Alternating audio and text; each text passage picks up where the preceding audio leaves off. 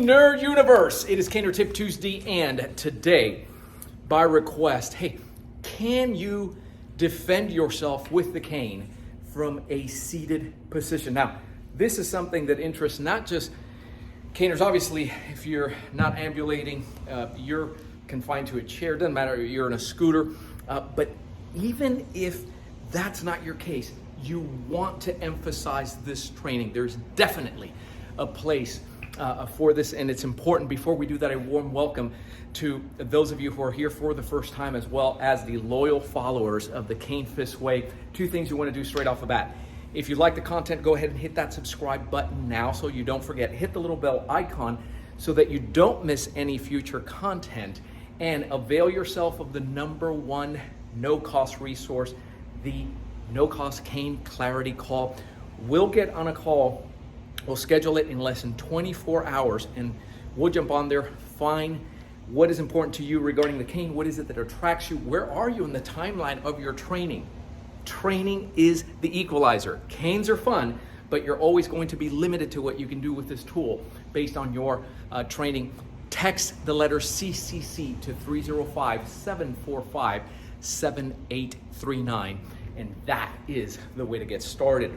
So what happens when you are, let's tilt that camera down. Hey, your legs are injured, you don't have the mobility, you are here. Is it really viable?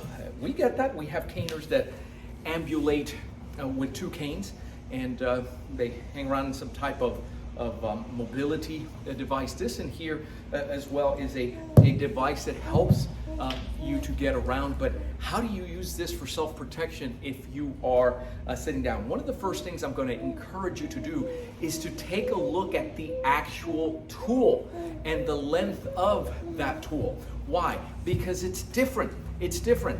I'm holding right now an ACB 32. That's a 32-inch cane. So if I'm moving around here, I have to take into consideration that if I have to do any move coming down, that this is not going to be hitting the floor as I go ahead and do that. This is a bit longer, right? And so you see the difference here. So when I'm using something like that, I go, I have to do a move. I go to hit. I don't necessarily want that tool hitting the floor. So something that is more compact.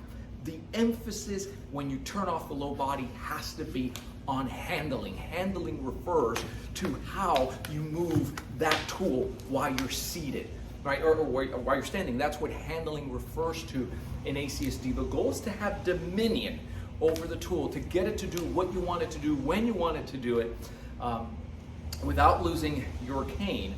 Obviously, and without having to focus. You want to have that kinesthetic awareness. So I'm going to outline for you 3 areas that you want to train in. And the first one, and what I'm going to do is, I'm going to turn this in, keep the drone for my partner's sake. Kiko appreciates that. But the first thing you want to do is develop, just like we do regardless, you want PSA, which stands for power, speed, and accuracy. So the ability to strike hard, strike fast, and hit the intended target. And you want to do that. Notice that it's not out here. It's not. You want to be able to do that with both hands. So it's always going to be a matter of, if he's coming, can I pivot and face here?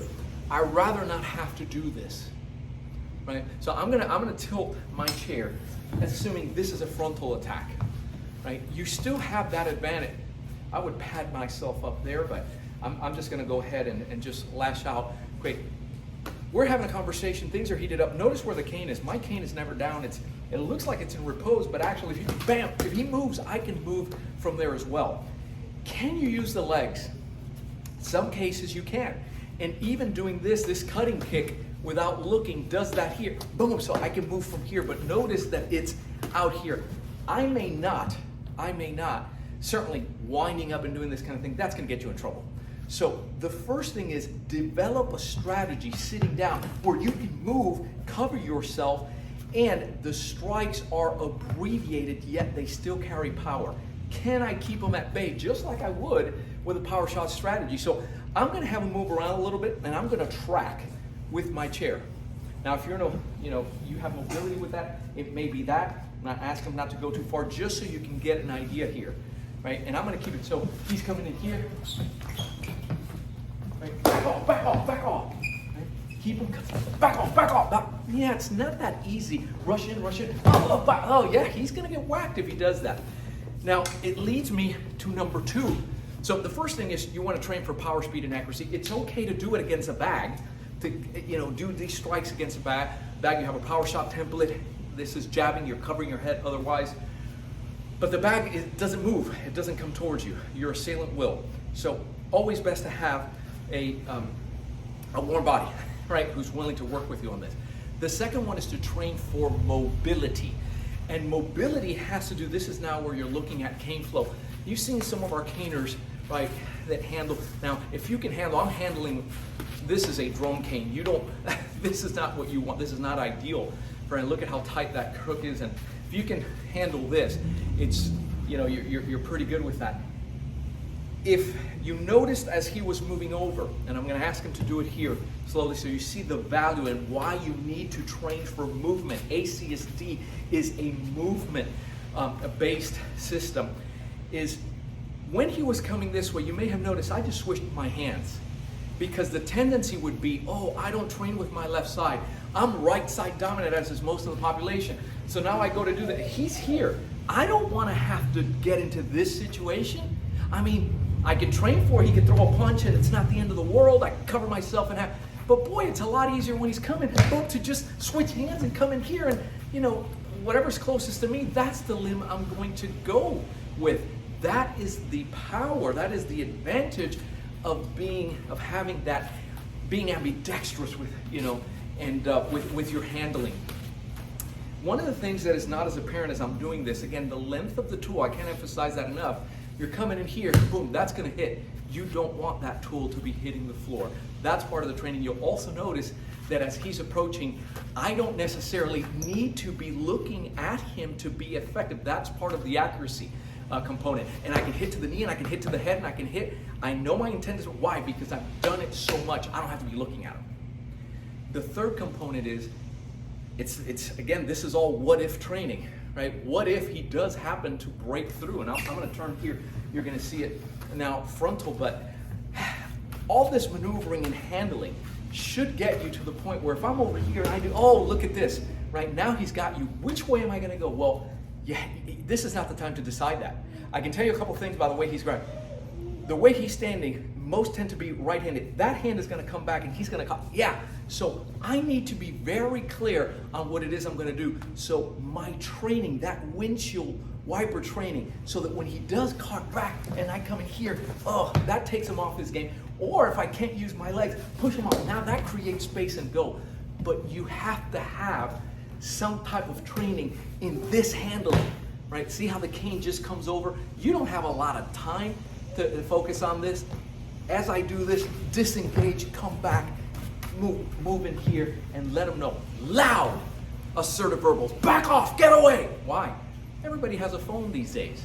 They film what's going on. Nobody wants to be on camera, right? The idea is to register in his mind and say, you know what? I made a mistake.